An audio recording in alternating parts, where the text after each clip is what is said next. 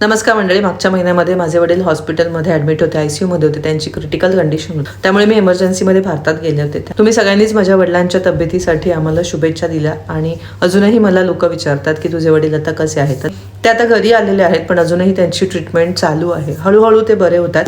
पूर्णतः ते अजून बरे झालेले नाही आहेत, पण ॲटलिस्ट ते आता घरी आहेत. तुम्ही सगळ्यांनी माझ्या वडिलांसाठी ज्या काही शुभेच्छा दिल्या, आमची चौकशी केली, त्याबद्दल तुमचे मनापासून आभार.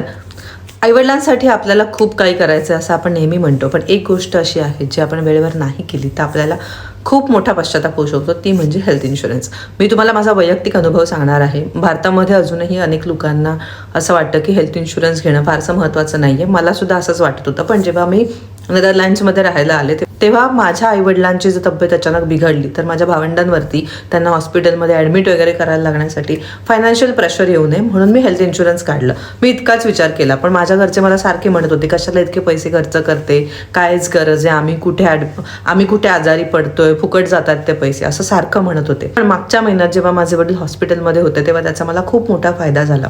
नोव्हेंबरमध्ये जेव्हा ते आजारी पडले तेव्हा 70-80 हजार रुपये आम्हाला बिल आलं. ते कॅशलेस हॉस्पिटल नव्हतं म्हणून आम्हाला ते बिल आमच्या खिशातून भरावं लागलं. डिसेंबरमध्ये ते पुन्हा आजारी पडले तेव्हा डायरेक्ट आम्ही त्यांना कॅशलेस हॉस्पिटलमध्ये घेऊन गेलो. कॅशलेस हॉस्पिटलमध्ये थोडाफार गोंधळ झाला. हेल्थ इन्शुरन्सवाल्यांचे पण काही नखरे होते, हॉस्पिटलची मिसमॅनेजमेंट होती, त्यामुळे आम्हाला कॅशलेस अमाऊंट मिळाला.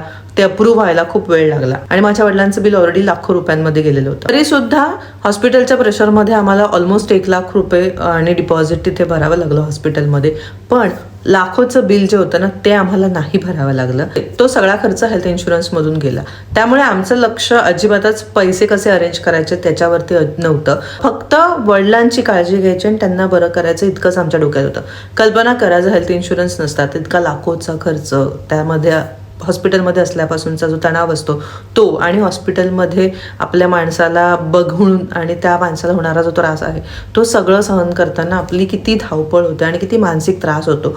तो त्रास जो होता तो आम्हाला ॲटलिस्ट कमी झाला, कारण की आमच्याकडे हेल्थ इन्शुरन्स होतं. म्हणून मी आज मनापासून तुम्हाला सगळ्यांना सांगते की आईबाबांसाठी हेल्थ इन्शुरन्स घ्या. तो खर्च नाही अजिबात, ती एक तुमच्या मनशांतीची गुंतवणूक आहे असं समजा. पॉलिसी कम्पेअर करा. तुमच्या आईवडिलांना जर काही आधीच आजार असतील तर त्या आजारांबद्दलचं रायडर घ्या आणि आईवडिलांसाठी पॉलिसी काढा. कारण की आज जर तुम्ही हा निर्णय घेतला, तुम्ही पॉलिसी काढली, तर उद्या नक्कीच ती पॉलिसी संकटामध्ये तुमची ढाल बनू शकते.